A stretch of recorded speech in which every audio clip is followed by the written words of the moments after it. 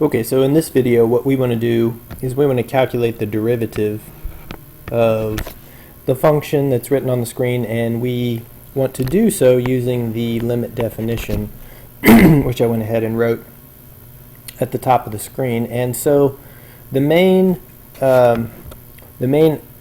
algebra that we need to do first is to, I'm going to go ahead and do it first, is to calculate f of x plus h. So in other words, I'm going to plug into my function, I'm sorry, I think I said x plus h, but I meant x plus delta x. I'm going to plug x plus delta x into the function for x. So if we go ahead and do that,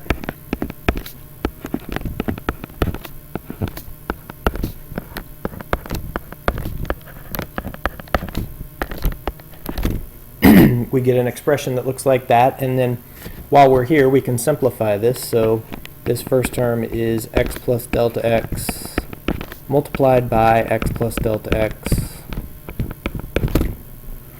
and we can just use the FOIL method to simplify that. So if we use our FOIL method,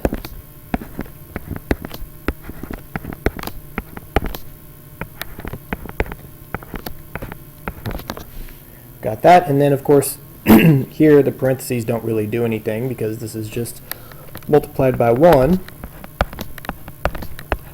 Got x plus delta x and then minus 3.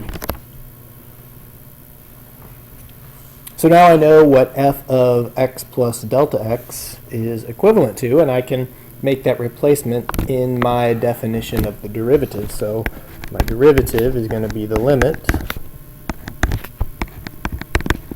as delta x goes to 0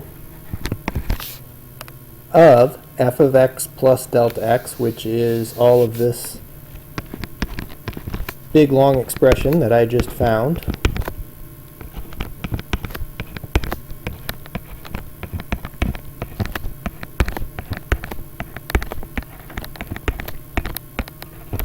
and of course in the definition then we do minus f of x all over delta x. So I'm going to say minus the original function and then all of that over delta x. So we can see that x squared and minus x squared cancel out. I've got positive x and minus x because I would distribute the negative to this term. And then I'd also distribute the negative to this term, which would give me positive 3, which cancels with negative 3.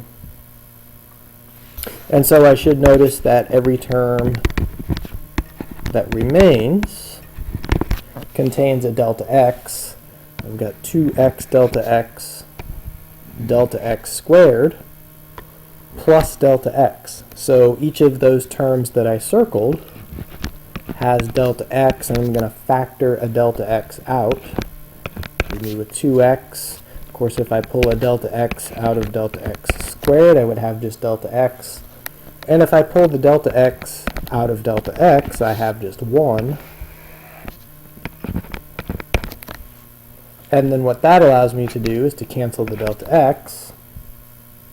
And then I can use the substitution principle and put 0 in for the remaining delta x. So my derivative is 2x plus 1. And that's it for that problem.